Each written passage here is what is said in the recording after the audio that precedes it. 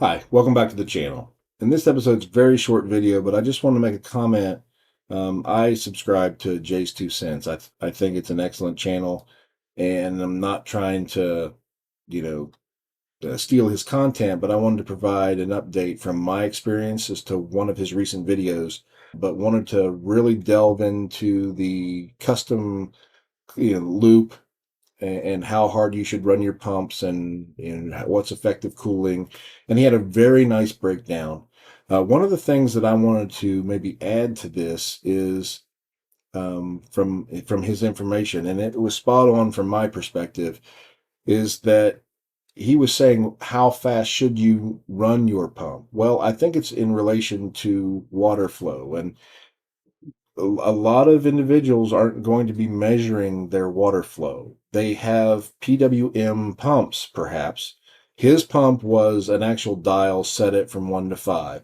A lot of pumps will be plug it into the fan header and then dial it with software settings, and then you get a reading off the fan header of saying it's going like 3,000 or something. Well, does that relate to three, liters per minute? I mean, that's what you want to assume, but that's how fast the pump is spinning. That's not actually your water flow. And I'm not saying he said this. This is my own clarification here.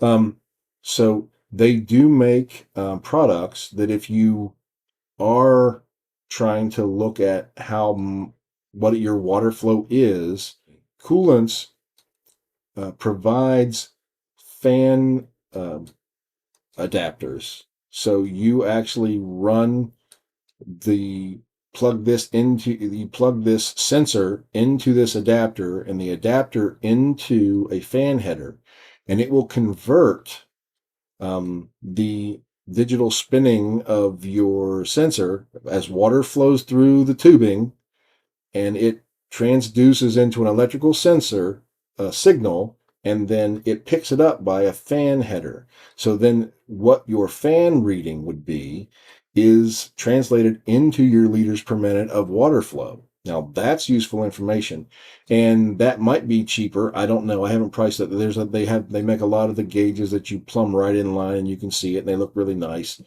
But for a more stealth option, I'm saying that, and this is what I use for my test benches, is that I just plumb it into my soft line and run it behind the bench or something, and all you see is a fan header plugged into your board. Looks no different than you've got a fan plugged in there.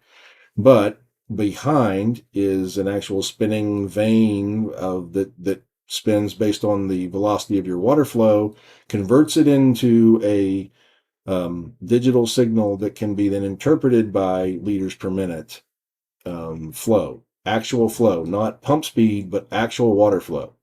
The second point I want to make about it is he was trying to ascertain what is the best flow rate. And I want to piggyback on what he was saying. I agree that you don't need to run these things so darn fast.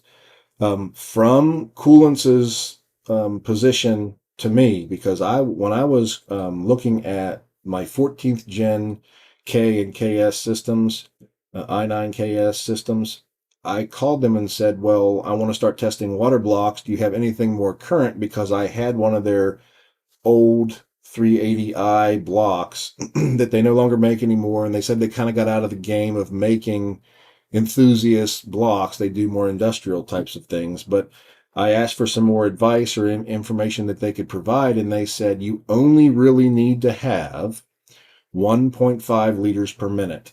That is the minimum of what you would want to run through the block. And that's from their perspective, their data, their testing. So I usually keep mine anywhere between 1.5 to 2 and just leave it at 2 liters per minute.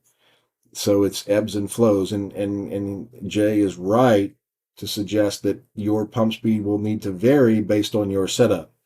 I have lots of different fittings and quick connects and 90 degrees and swivels. And the more fittings you put in this, and including the more type of water blocks that you use, you're increasing the resistance. My office rig is water-cooled memory, SSDs, GPU, CPU. I mean, everything I can water cool except the VRM. is water cooled with lots of fittings, and there's a lot of added resistance to that versus some of my test benches have very simple runs with very sloppy looking coolant lines that just run.